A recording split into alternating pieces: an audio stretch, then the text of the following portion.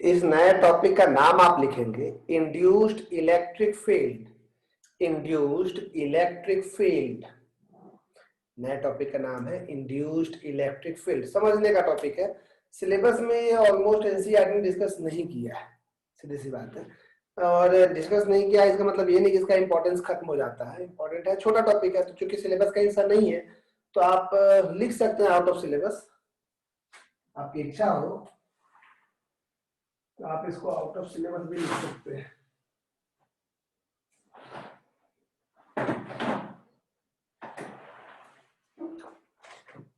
तो आपकी अगर इच्छा हो तो आप चाहें तो इसको आउट ऑफ सिलेबस भी लिख सकते हैं, लेकिन सीखना तो है। क्योंकि कई बार आउट ऑफ सिलेबस वाली चीजों को ऑब्जेक्टिव के रूप में बना के पूछ देता है, तो एनसीईआरटी ने भी यही काम किया है। सिलेबस में इसका नाम भले नहीं दिया, लेकिन इस तरीके को पूछ देता है वो ऑब्जेक्टिव के तौर पे कभी कभी एग्जाम में। तो क्या है वो समझते हैं बात को।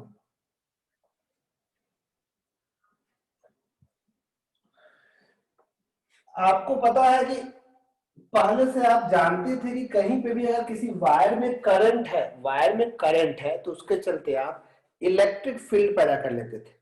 मैग्नेटिक फील्ड, करंट है तो मैग्नेटिक फील्ड प्रोड्यूस हो रहा था। लेकिन इस चैप्टर में आपने पहली बार देखा कि मैग्नेटिक फील्ड के चलते भी करंट पैदा हो रहा है। मैग्नेटिक फील्ड के चलते भी करंट पैदा हो रहा है। तो आपको ये समझ में आ गया था, इसका नाम ही पड़ा था इलेक्ट्रोमैग्नेटिक इंडक्शन। करंट मतलब वोल्टेज, ईएमएफ, है ना। कहीं करंट है मतलब वहां पे ईएमएफ है, इलेक्ट्रोमोटिव फोर्स। तो आखिर आपसे हम पूछे कि कितने तरह से आप ईएमएफ प्रोड्यूस करवा सकते हैं या इंड्यूस करवा सकते हैं करंट। तो तीन तरीका आप बोले थे। फ्लक्स चेंज करते हैं, जब भी फ्लक्स चेंज होता है तो ईएमएफ इंड्यूस होता है। पहला तरीका याद आपको आता है, फ्लक्स का फॉर्मूला होता है बी डॉट डेल्टा एस। जब भी आप फ्लक्स चेंज करोगे ईएमएफ इंड्यूस होगा। जब भी आप फ्लक्स चेंज करोगे ईएमएफ इंड्यूस होगा। और ईएमएफ इंड्यूस करने के लिए आपको फ्लक्स चेंज करने के लिए या तो मैग्नेटिक फील्ड चेंज करना होगा, तो या तो एरिया चेंज करना होगा। एरिया चेंज करना होगा या एंगल बीच का, एंगल चेंज करना हो या एरिया चेंज करना हो, उसके लूप को आपको मैग्नेटिक फील्ड के अंदर बाहर करना होगा या उसी में तोड़ मरोड़ या घुमाना पड़ेगा। इन शॉर्ट मोशन में लाना पड़ेगा लूप को। तो जब भी लूप को आप मोशन में लाते हो, मैग्नेटिक फील्ड चेंज नहीं हो रहा है, लूप मोशन में आ रहा है। तो लूप को जब भी आप मोशन में लाते हो और उसके चलते जो ईएमएफ पैदा होता है, तो उसका नाम आप रखते हो क्या, बहुत बढ़िया, आप उसका नाम रखते हो मोशनल ईएमएफ। ये हम बता चुके थे आपको, क्या नाम रखते हैं हम लोग, मोशनल ईएमएफ।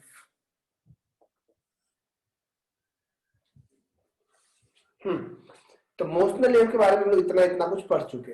लेकिन आखिर आपको इतना तो बुद्धि हो चुका था कि अगर किसी मैग्नेटिक फील्ड में किसी लूप या रड को जब हम मूव करवाते हैं तो होता क्या है कि रड के अंदर इलेक्ट्रॉन्स है, फ्री इलेक्ट्रॉन्स। जब आप इसको v वेलोसिटी से मूव करवाते हैं तो वो इलेक्ट्रॉन मोशन में आ जाता है। और जब या उसके अंदर के चार्ज मोशन में आते हैं, आपको पता है ना, चार्ज मोशन में आएगा तभी मैग्नेटिक फोर्स काम करता है। मैग्नेटिक फोर्स का फॉर्मूला होता है Q V sine theta, velocity भी। जब तक वेलोसिटी नहीं है चार्ज के पास तब तक उस पर फोर्स, मैग्नेटिक फोर्स तो नहीं लगने वाला है। तो आप इसको वेलोसिटी देते हो तब जाके उसका अंदर का चार्ज मोशन में आता है, तो मैग्नेटिक फोर्स लगता है, तब जाके ना एक साइड प्लस जमा होता है, एक साइड क्या जमा होता है, माइनस, और ईएमएफ इंड्यूस होता है ना। यही आप सीखे हैं। ये था मोशनल ईएमएफ और इसके चलते करंट पैदा होता है। लेकिन अगर हम अपने लूप को, मान लो ये मेरा एक लूप है, ठीक है, और यहाँ एक मैग्नेटिक फील्ड है। मैग्नेटिक फील्ड मान लो का डॉट है, मान लो डॉट। और इस बार हम लूप को मोशन में नहीं लाए, लूप रेस्ट में है, लूप रेस्ट में रखा हुआ है, लूप को नहीं खींच रहा है। लेकिन मैग्नेटिक फील्ड भी जो है वो 2t टेस्ला है। मतलब टाइम बढ़ते जा रहा है तो फील्ड भी बढ़ रहा है, मतलब फील्ड जो है वो इंक्रीज कर रहा है, इंक्रीजिंग विद टाइम। तो आप बोलिएगा अरे भैया फील्ड यहाँ कांस्टेंट नहीं है, यूनिफॉर्म नहीं है, नॉन यूनिफॉर्म है, मतलब फील्ड इंक्रीज कर रहा है। तो बोलिएगा भैया फील्ड अगर इंक्रीज कर रहा है तो फ्लक्स भी बढ़ेगा, और फ्लक्स बढ़ेगा तो करंट चाहेगा फ्लक्स को घटाना, और उसको घटाने के लिए वो फील्ड के अपोजिट डायरेक्शन में अपना फील्ड लगा देगा। इस बार डॉट है, डॉट का अपोजिट क्रॉस होगा, अंदर की ओर अंगूठा लगा के हाथ घुमाएंगे तो इसमें करंट पैदा हो जाएगा क्लॉकवाइज, है ना। यही आप सीखे हैं, ये तो आप जानते हैं। मेरा सवाल ये उठा, आखिर इसमें करंट पैदा कैसे हो गया, मैग्नेटिक फील्ड के चेंज होने से इसमें करंट पैदा कैसे हो गया, कैसे हो गया। ये सब बात फ्लक्स तो चेंज हुआ, सबको समझ में आ रहा है। जैसे भी आपको हम मोशनल ईएमएफ में समझाएं कि उसको खींचे तो वेलोसिटी दिए तो चार्ज को मोशन मिला, और चार्ज को मोशन मिला तब उसमें मैग्नेटिक फोर्स एक्ट किया, तब ना एक साइड प्लस और एक साइड माइनस जमा हुआ। ये तो अलग कॉन्सेप्ट हुआ। यहाँ पे फील्ड बदल रहा है लेकिन लूप तो रेस्ट में है। तो आखिर इसमें करंट कैसा पैदा हुआ भाई?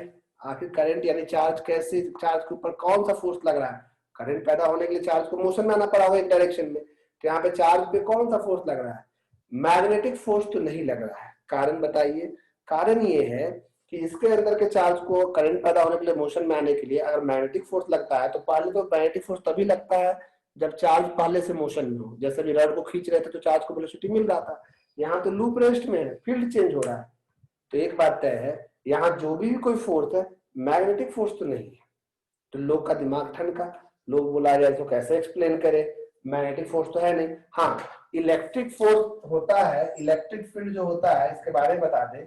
किसी भी चार्ज के पास अगर इलेक्ट्रिक फील्ड है, कोई चार्ज क्यू है किसी फील्ड में है, तो वो चार्ज उस फील्ड में फोर्स महसूस करता है, F=QE, और ये फोर्स महसूस करेगा। इस इलेक्ट्रिक फील्ड के चलते एक साइड लो, एक साइड हाई पोटेंशियल, एक side low potential, dV=E.dr potential difference भी होता है। तो हर एक फील्ड का अपना खुद का पोटेंशियल भी होता है। खैर, इलेक्ट्रिक फील्ड आप जानते हैं, इलेक्ट्रिक फील्ड के चलते जो ये फोर्स बनता है, ये फोर्स कंजर्वेटिव होता है, तब ना एक कंप्लीट लूप में सारे पोटेंशियल डिफरेंस का सम जीरो होता है।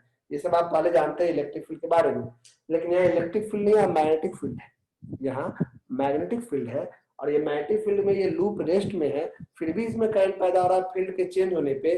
तो पहली बात तो लोगों ने पूछा कि भाई एक्सप्लेन करो आखिर इसमें करंट कैसे आ रहा है। करंट आ रहा है तो करंट को आने के लिए भाई कोई ना कोई फोर्स चाहिए, तब ना चार्ज मोशन में आएगा।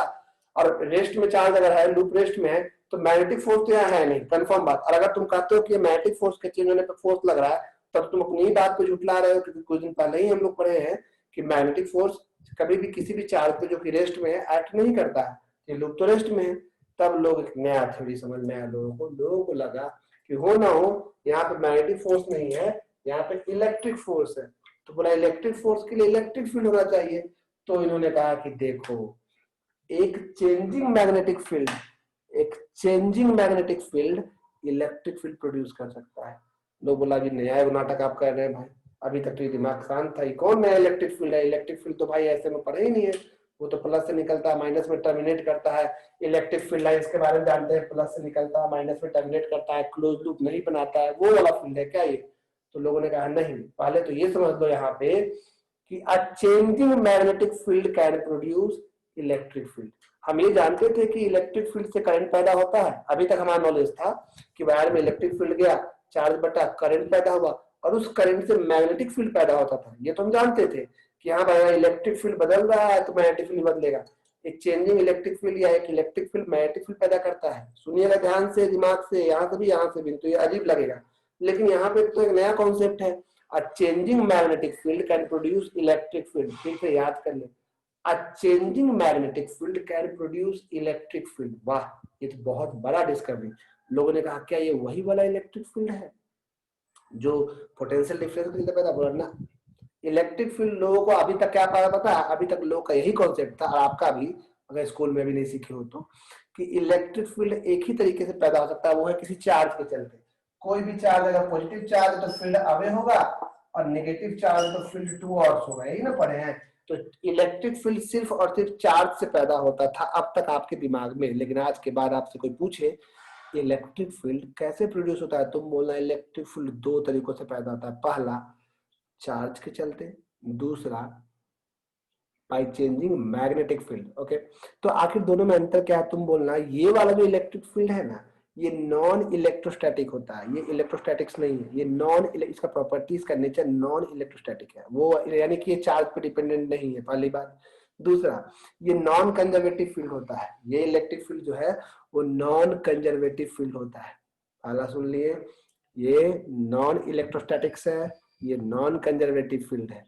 और अभी तक जो आप फील्ड जानते थे वो कंजर्वेटिव था। पहली बार आपका दिमाग घूम रहा होगा, अगर आप अच्छे स्टूडेंट हैं और आप सब चीज समझते हैं तो आप ये समझिए कि पहली बार आप ये सुन रहे हैं कि इलेक्ट्रिक फील्ड भी नॉन कंजर्वेटिव होता है।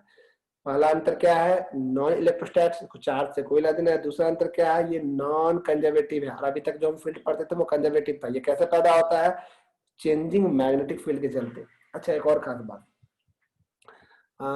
इसके लिए कोई पोटेंशियल डिफरेंस नहीं होता है। मतलब ऐसे इलेक्ट्रिक फील्ड के लिए पोटेंशियल डिफरेंस होता है ना, हर फील्ड के साथ पोटेंशियल। इसके लिए कोई पोटेंशियल डिफरेंस या कोई पोटेंशियल डिफाइंड नहीं है, इस फील्ड के लिए कोई पोटेंशियल नाम का चीज ही नहीं। तो और इसका लूप, इस ये जो फील्ड है, इसका जो फील्ड लाइन बनेगा वो क्लोज बनेगा। अरे वाह, अभी तक तो हम जानते थे कि इलेक्ट्रिक फील्ड लाइन पॉजिटिव से निकलता है, नेगेटिव में टर्मिनेट होता है। ये फील्ड लाइन कहाँ से निकलता है, कहाँ से नहीं, इसका कोई इनिशियल नहीं होता है, कोई एंड नहीं होता, ये क्लोज बनता है।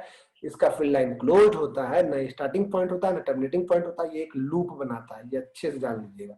तो ये कुछ इसके बारे में प्रेडिक्ट किया गया, लोगों ने ये प्रेडिक्ट किया गया है, दिखेगा तो प्रेडिक्शन। तो अब आप क्या समझे, समझ में आ रहा है? ये लेक्चर केवल बहुत जरूरी है कॉन्सेप्ट के बाद, सब चीज रटने से नहीं है, पढ़ाई को अलग तरीके से भी देखिए थोड़ा।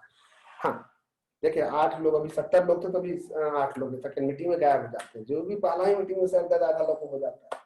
तो हम बोल रहे थे इसको कहते हैं, इसी इसके चलते जो ईएमएफ पैदा होगा ना, ईएमएफ तो पैदा हो रहा है, इसका नाम इसलिए पड़ गया इंड्यूस्ड इलेक्ट्रिक फील्ड ईएमएफ। क्या नाम पड़ा? Induced electric field. क्यों नाम पड़ा? क्योंकि यह चेंजिंग मैग्नेटिक फील्ड प्रोड्यूस कर दे रहा है इलेक्ट्रिक फील्ड, और जिसके चलते ईएमएफ इंड्यूस्ड होता है। ठीक है, और ये ईएमएफ इंड्यूस कराता है इंड्यूस्ड इलेक्ट्रिक फील्ड। ये जो इलेक्ट्रिक फील्ड है, इसका क्या खासियत है? ये नॉन इलेक्ट्रोस्टैटिक्स है, नॉन कंजर्वेटिव है, इसका लूप क्लोज बनता है इलेक्ट्रिक फील्ड लाइंस का, इसके लिए कोई पोटेंशियल नाम का चीज नहीं होता।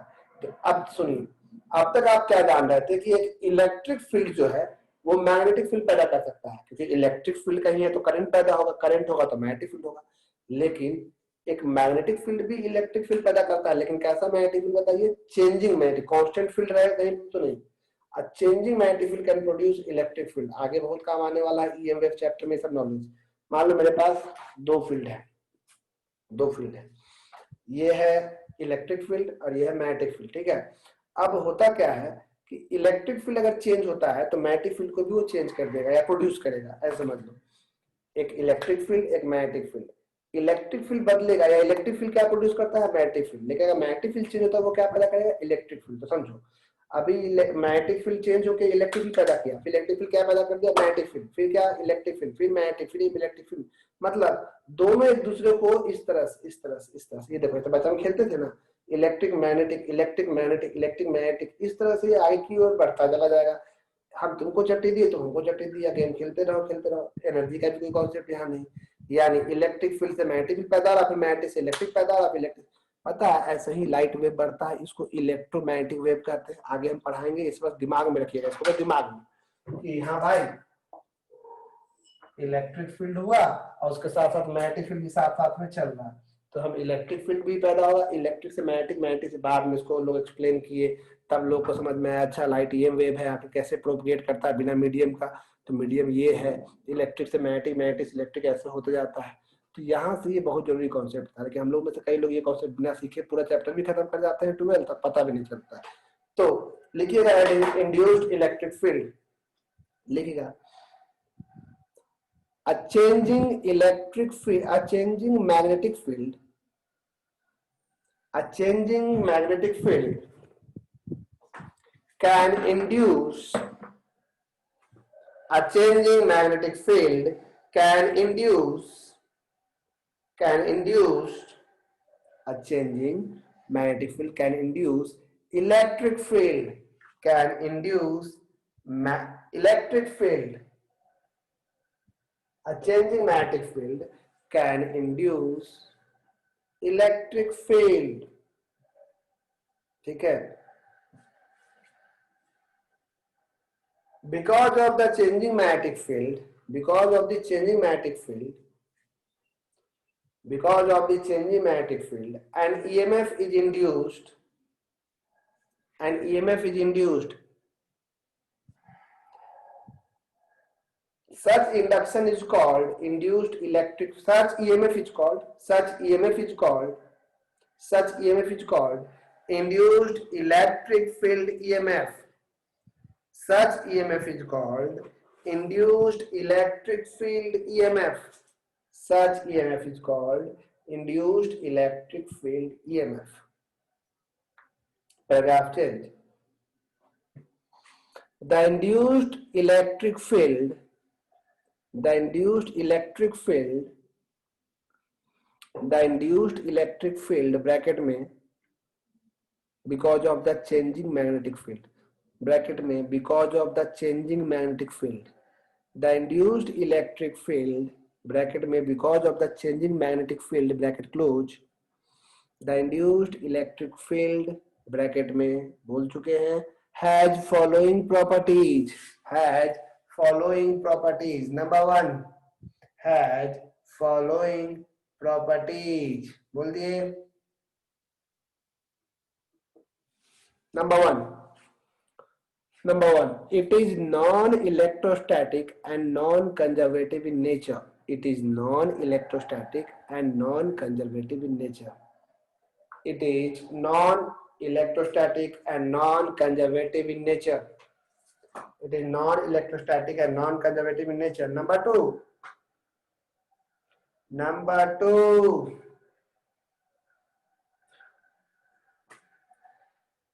one cannot define a potential.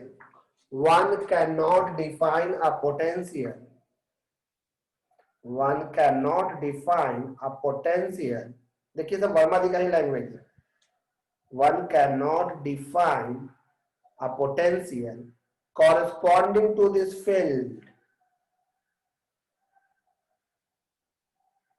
One cannot define potential corresponding to this field. तीसरा नंबर प्रॉपर्टी या तीसरा star mark. The field lines, the lines of this field are closed curve. The lines यानी सुनना है electric field lines. The lines of this field, the lines of this field are closed curve. Closed curves. Closed curves.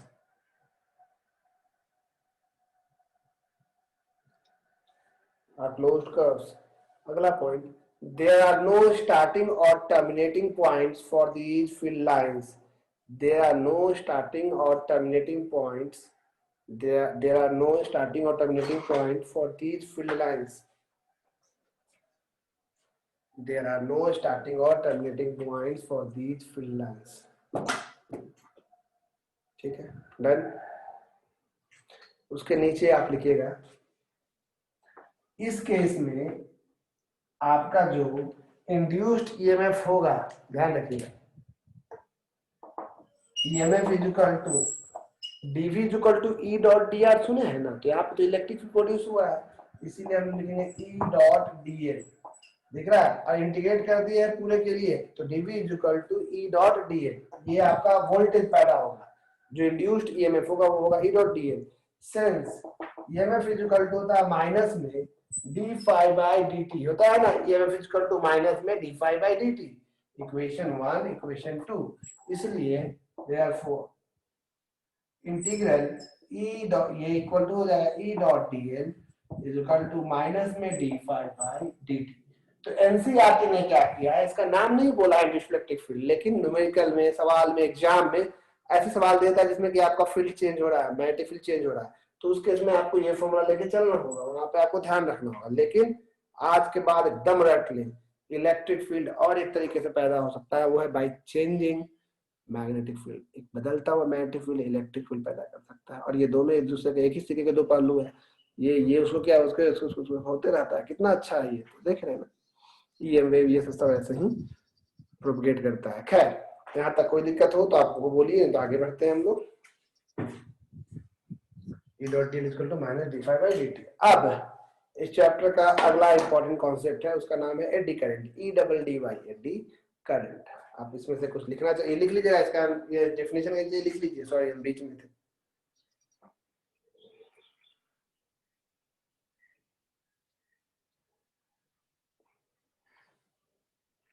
इतना तो समझ में आ गया ना कि फ्लक्स चेंज होने से ही ईएमएफ पैदा होता है. अब फ्लक्स चेंज करने का दो ही तरीका है, या तो आप फील्ड चेंज कर दो, या तो लूप को ही मोशन में ले आओ. लूप को मोशन में लाओगे तो मोशनल ईएमएफ होगा, क्योंकि लूप मोशन में आएगा तो उसके अंदर के चार्ज मोशन में आएंगे, चार्ज मोशन में आएंगे तो उसमें मैग्नेटिक फोर्स लगेगा, एंड सो. तो इन सब चीजों का आपको ध्यान रखना है. हेलो,